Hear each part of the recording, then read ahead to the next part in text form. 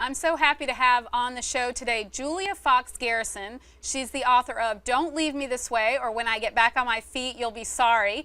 Julia suffered a stroke and a massive brain hemorrhage 19 years ago and went on to a beautiful recovery and wrote a book about it that's encouraging. And now you're an inspirational speaker and you're an author, and I'm so pleased to have you here on the show with us today. I'm delighted to be here. So tell us very briefly, here's your book, your story of how you got to where you are today.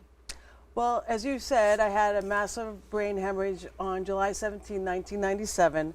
My son had turned 3 5 days prior, and 5 days later I was fighting for my life on an operating table.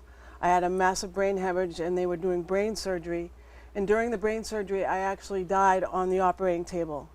And I had a choice. I had a vision of a ladder that had no beginning or end.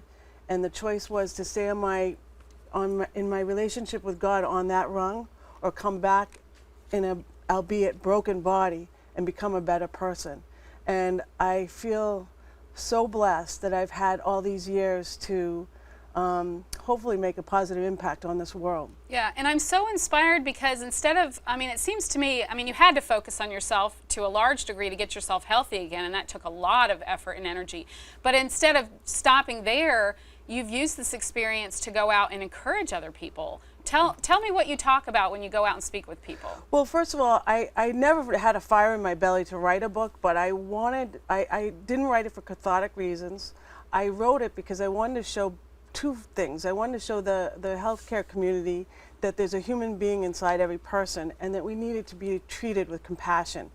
But the other part is that I was constantly getting negative feedback that I was going to die. And if I did live, I would never walk again. I was completely paralyzed, needed to be fed, couldn't go to the toilet myself, nothing. I was completely dependent.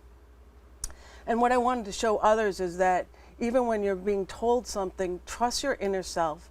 My inner voice, my intuition saved my life. And that intuition is that direct link to your soul.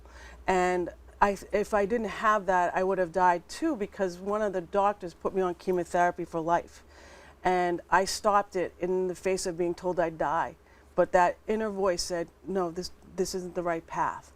So I really feel that so when I came out of brain surgery, the first thing I said, Rachel, was I have a purpose. I may never know what that is, but there's a reason I'm here. And literally 5 years later, I did know my purpose. And the funny thing is, when I was in the corporate world, I used to commute an hour to my job, and I'd be I'd turn my radio off and thank God for the house, the home, the very obvious things. But at the end of my journey continues, thank the Lord. But at the end of my book journey, I was thanking God for the small things, the independence, to be able to use the bathroom myself, to feed myself, to actually walk to the refrigerator, maybe a little more than I should, but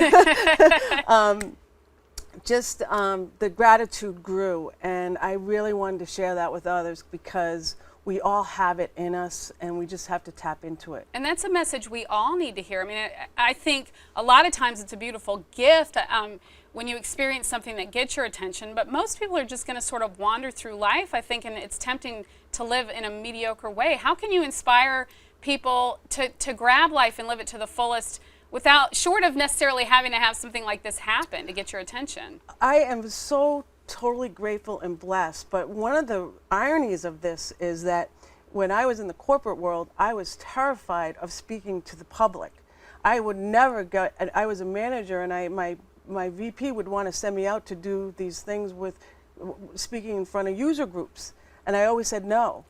And now I know that embarrassment comes from within, and it's something that's driven internally and not externally, and that once you speak if your heart is good and your intentions are good, you can do no wrong.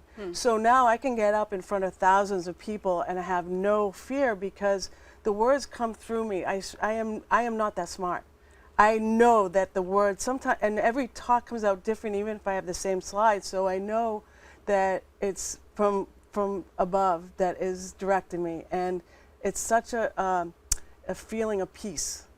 And And it's not about me, what I'm saying, it's about what others can get from what I have to say.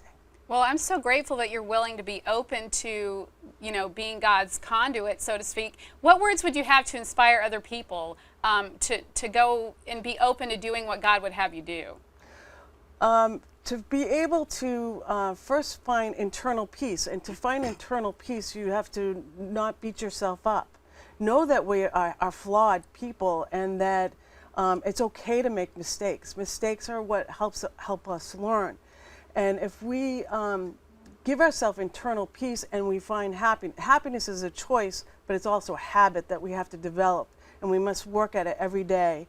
And when you're happy, it shows that you're approachable and that you're open, and you're a good. If you're a good listener, people are willing to. I have to tell you, I go into a market, and the next thing, people are opening up and telling me all their inner dark secrets, and my mother says, why? And I said, I don't know, maybe because they think, you know, I've been through something I would understand. I just feel very blessed and honored if I can help somebody and look at their life differently. I had a gift that was from above, and that was I never felt sorry for myself. And I know that's not normal, that's not humanly possible, but I never felt sorry, I never had pity, didn't want pity, and just felt like, okay, this is what happened to me, I need to move forward. Yeah. Well, thank you so much for being willing to share your story, and it inspires so many people. You're just such a beautiful person. Oh, Keep up all the thank you. good work.